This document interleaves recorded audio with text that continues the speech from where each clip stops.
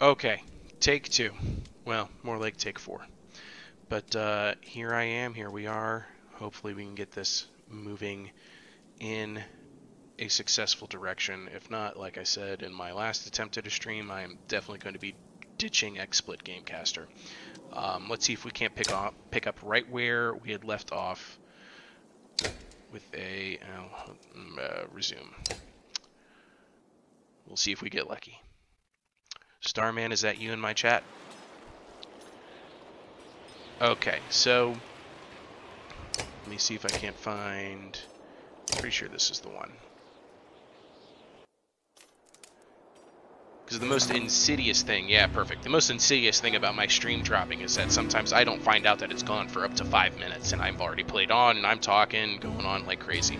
Okay, so, as I was saying in the last attempt at a stream, I appreciate it when the streamer, or the person recording the YouTube video, does a solid favor to me, and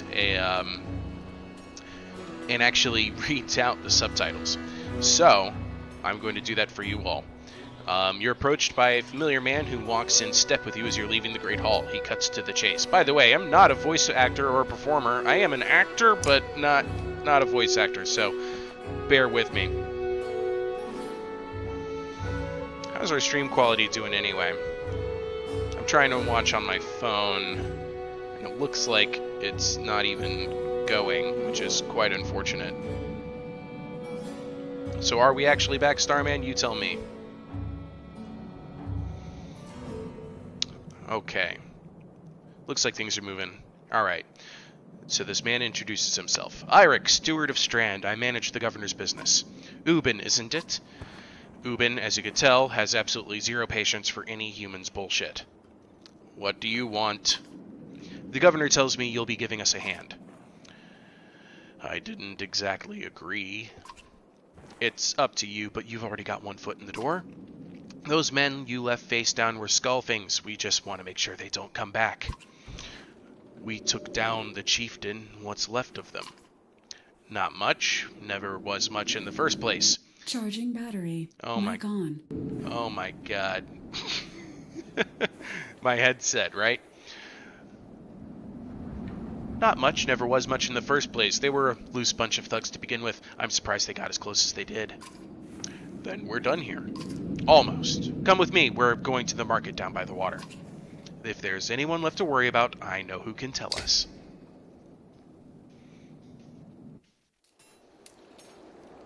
Alright, so we're going to head to the market tent to visit the merchant and probably beat him up. Quick explanation of this game, Starman asks. This is the quickest way I can describe it. Grammy Award nominated soundtrack layered on top of the story for Warhammer The End Times, mixed with the roleplay elements of Dragon Age, mixed with the gameplay of Final Fantasy Tactics. That is the quick explanation of the game. I am right now playing the role of Ubin, who is this giant purple folk right here. I just beat up the Skullfings to collect the king's tithe, who were trying to kill the governor of this little town known as Strand. Eirik says, "Let me handle this." You meander through rows of open-face houses and eroded stalls. Colored canvases flap on a briny current. One man in particular blanches as you approach. Hod, I'm not in the mood today. For what? Talking to an idiot. The Skullfing's chieftain bled out about an hour ago, Hod, so when you tell me what rat anus the rest of them crawled back into, nobody's going to try to kill you this time. They don't talk to me. I told Eirik I would let him handle it, so I'm going to say nothing. Eirik overturns his flimsy table, scattering Hod's assortment of junk across the ground. Gods, Eirik, laying it on a bit heavy, don't you think? Where are the Skullfings? Nobleman, up by Eastwall, but that was months ago last I know. Hod skulks away with a wave of Eirik's hand, gathering things from his hovel, disappearing for a while until this blows over, you figure. Your bodyguard steps forward. Are we done here? Gunnulf, were you wearing green back at the Great Hall? No, just bought them while you were walking around. Why? You look like a frog. Better that than eggplant. Gunnulf goes off to look at more stalls. Eirik, that man of yours seemed unreliable at best. A blind dog wouldn't trust Todd, but he used to be Skulfing. If they're licking their wounds, they've probably gone to old haunts, not new ones. Nobleman is a meat hall? Best I can tell, the name's ironic. Listen, I know a guy who would love to put a few of these skulls in the ground. I'm gonna go find him. I'll meet you there. After this, I'm done here. It's not up to me, my friend. Just make sure the governor remembers his promise. Double the usual tithe. I'll remind him. Yeah, actually, this game was created by former BioWare employees, BioWare being people who made Dragon Age. So if you love Dragon Age, you're going to see a lot of elements in this game that you're going to appreciate, specifically in the role-playing. So we're going to head up to the meat house. You arrive in front of what must be Nobleman. A few minutes later, Eirik appears with a weather-beaten man introduced as Volgard. I'll point them out, Eirik says over his shoulder. Ready? Let's get this over with. That's the spirit, says Volgard. Okay, here we go. Volgard boots the front door open so hard it won't close again without repair. As you enter the hall, Eirik is already at the head of the table, his axe drawn. Wide-eyed, drunken Skulfings scramble to find their own weapons, turning tables and meadsteins in the process.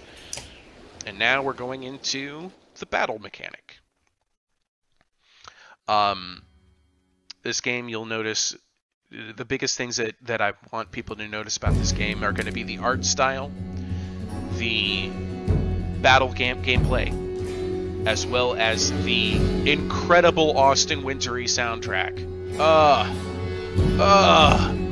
This music is phenomenal. I do not have any control over the volume of the music, unfortunately, but I don't want to deprive you of listening to it, so it's going to be there and it's going to be loud. So, real quick though, here's Ubin. He will not be participating in the battle, but I do have Gunnulf, I have a shield banger, I've got Eirik, and I have Volgard. And I am facing...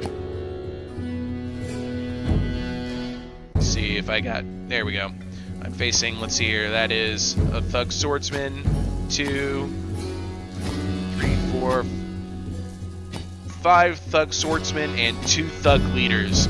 They've, for the most part, we're looking at bleh armor and bleh health, with the exception of these these 3 guys here with 8.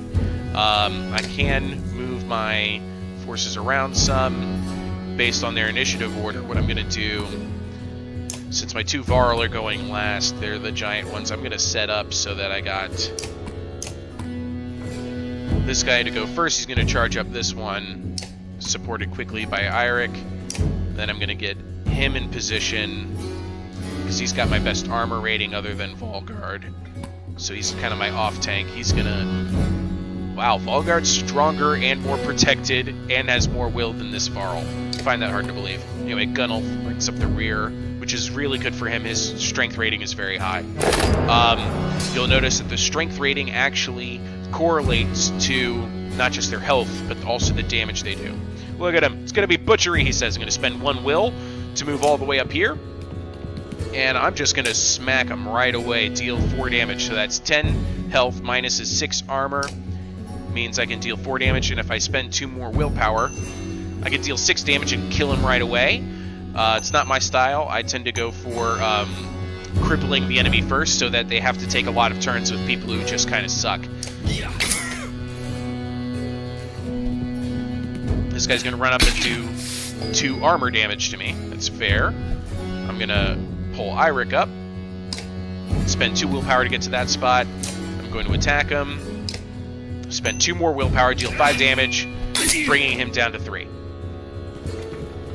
So he's going to run up and smack Eirik for... Ooh, that was health damage.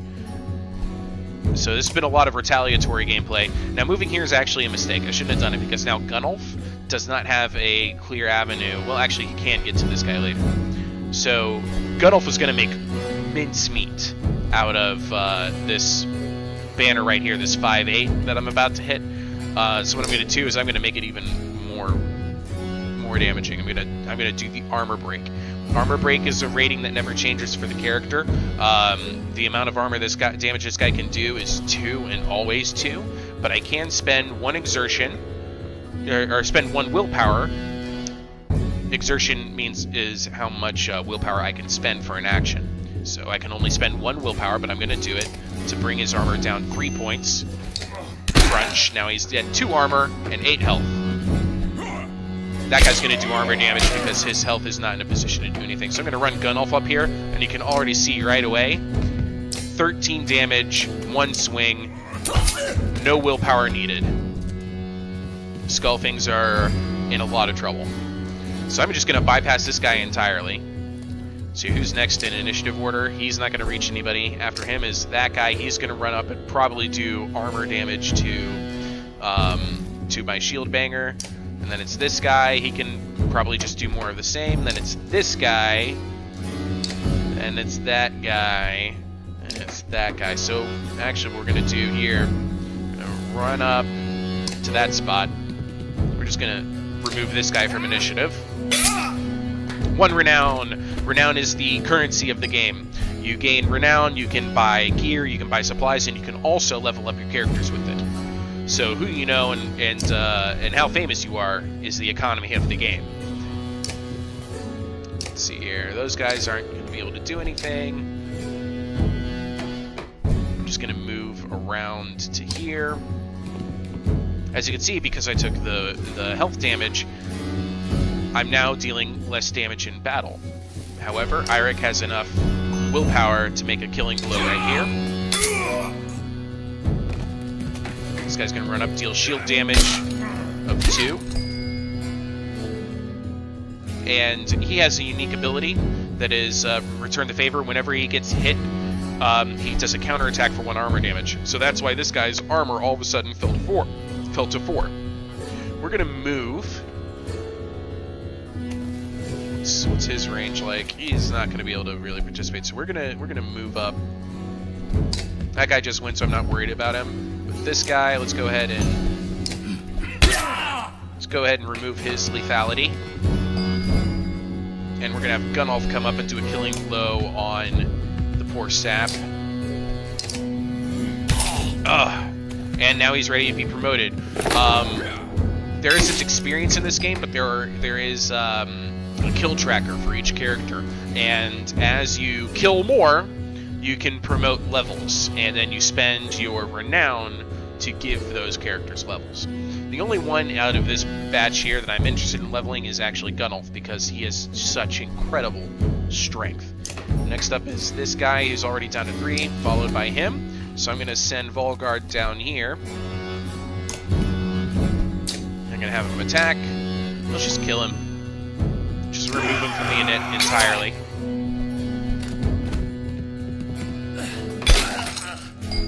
Next up is Eirik, who cannot reach the guy who's going next in initiative, unfortunately. If he had another willpower to use, I could actually get him there because he has 2 exertion, and then smack him and remove his lethality, but I'm not worried about him. All he's going to be able to do is 1 point of health damage to Gunolf. So I'm just going to move up here. Stab him for 2. This guy's going to run on over to Eirik and break his armor. And I'm going to move him down here. I'm going to kill this guy. We're in pillage mode now, which means this guy, he gets 1 turn, 1 chance to do anything, and then all of my guys get to act, followed by him.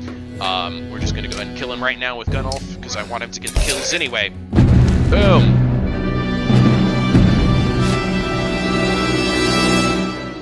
Starman asks how's my day so far. My day? Pretty good. I woke up on the right side of the bed, which is always important. I'm gaining renown. I'm playing Banner Saga. It's always a good day when I'm playing Banner Saga. And the stream is still up. So I've got that going for me too. Alright, so Eirik says, there they are. Gods be damned, I've got to go wash off this blood. Eirik is looking out the hall's window onto the bay. A fleet of longships approach with sails of bold reds and blues. One banner I know well, Vognir. Next for Varl King ship last we spoke. The other flag looks important. Yeah, important guests. See what I deal with all day long? things make a little more sense. You hoped I'd have a stake in saying, everything's fine here when the royal guests arrived. Not me, the governor. Now I have to go make sure that there are no rotting bodies or pools of entrails still in the Great Hall before they come by. Can I ask one more favor? No, Eirik, I've done enough today. You can tell Ubin has no patience for anybody's bullshit. Alright then, do as you please. Time to go, Volgard. Eirik and Volgard hustle from the meat house. To his credit, Eirik tosses the barkeep a spar of silver for the mess. You give an apologetic shrug and go to greet the new arrivals down at the docks. Let's go meet the next in line for the Varl kingship. Hello, and definitely not a mouse, stop asking. Beat me with the oar of a longship. Yes, we are playing Banner Saga. Are you familiar with the game, mouse? I mean, not a mouse. God, I love this music. Can we just take a moment to appreciate this?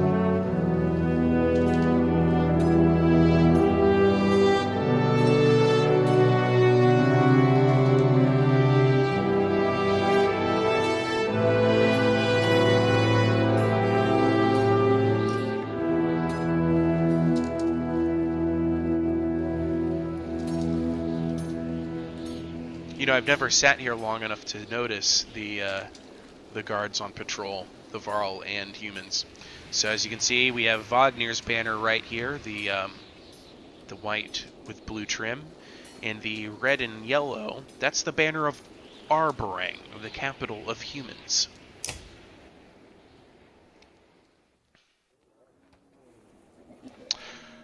Wagner.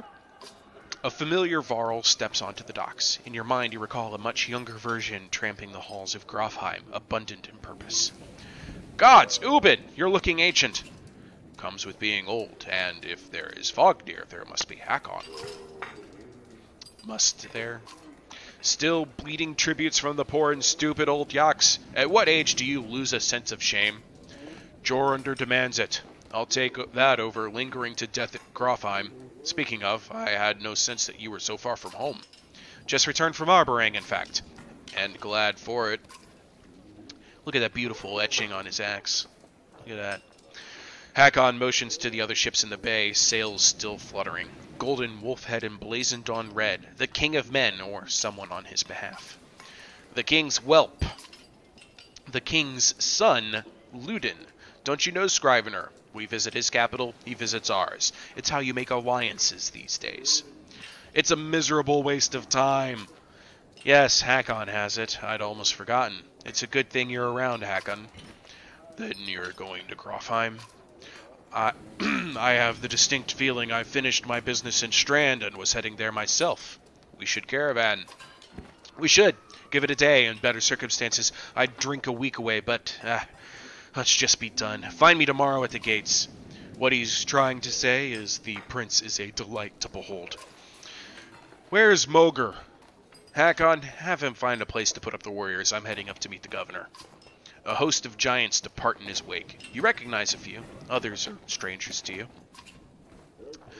Guess I'm off to find Moger. See you in the morning, Scrivener.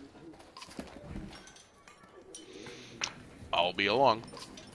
The young prince of men ambles from his ship. He brushes off his tunic, scanning the beach with low eyelids. Ludin looks for all the world the sort of boy who grew up pulling the legs from spiders. The long road back to Grofheim should be more interesting than most years, you think. Definitely not a mouse, stop asking, says he has a rum problem. Well, you can always try AA. Unless, you know, you're joking. Oh, you're joking? Oh, well, in that case, you know, this is the perfect game to drink to. I've contemplated if this stream turns into something successful, doing Drunk Banner Saga. I would love it. Okay, weariness suddenly settles in, and you chuckle to yourself about what an odd day it has been. Oh, killing all of these humans. What an odd day. One of the governor's men at the Great Hall could find you a place to sleep. On the other hand, if you're going to join Wagner's caravan tomorrow, it might not hurt to share a drink with Hakon, or introduce yourself to the prince they spoke so highly of. We are going to go talk to the prince. Let's go meet this shitbag known as Ludin. But he's the only spear user in the game. I love spears, but Ludin is a bit of a jerk. Is this the right place? You find the prince at an inn. Guards blink at the building, including a sharp-eyed Varl, who must be working for Ludin. A woman in red eventually waves you over and stands nearby, arms crossed. Greetings, Prince Ludin. Yes, you're with Wagner? I don't remember you. Not exactly. I've known Wagner a long time. I'll be joining you back to Grofheim with my guards.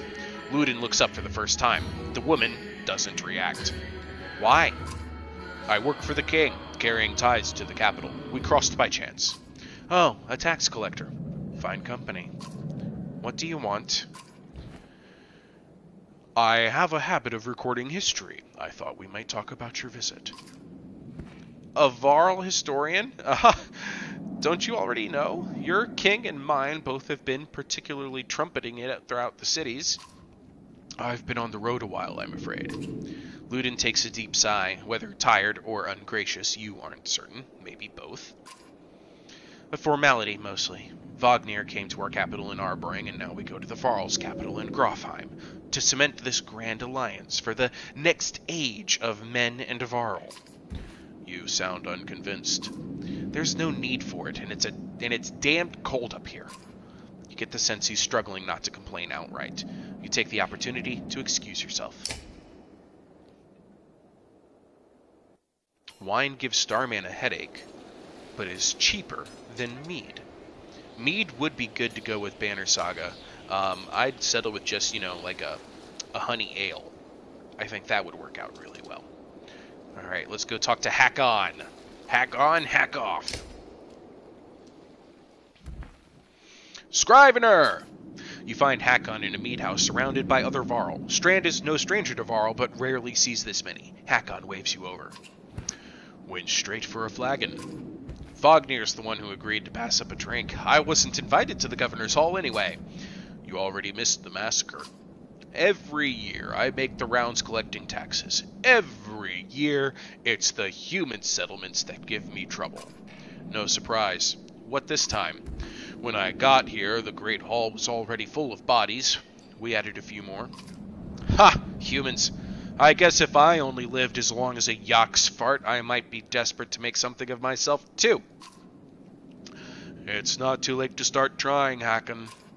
Hakon let slip a low chuckle. Any Varl could recount his deeds, known as he is for cutting a swath through Dredge at Wagner's side in the Second War, and regularly since then. Down here, I'm a glorified bodyguard. You might have a point, just another reason to get back to Grofheim. Soon enough, I imagine. You drink until the mead house becomes overbearing, then step back into the cool air outside. I'm not even going to try to get the accent. That thick Viking world instead of Varl.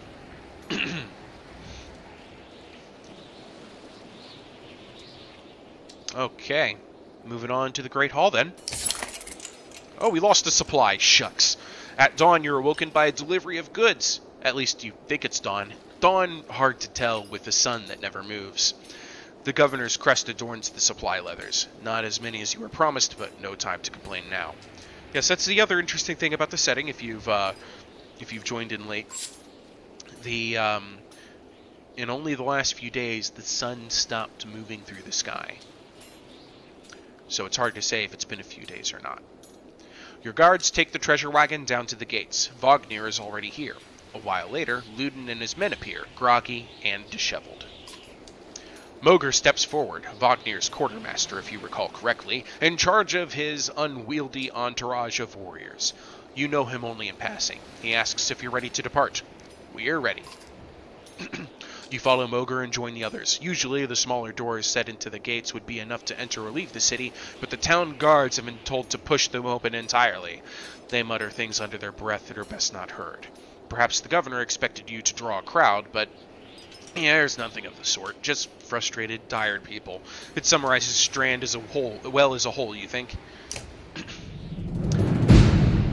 And we're off. So, Starman is asking how many races are in this game. There are 3 that matter for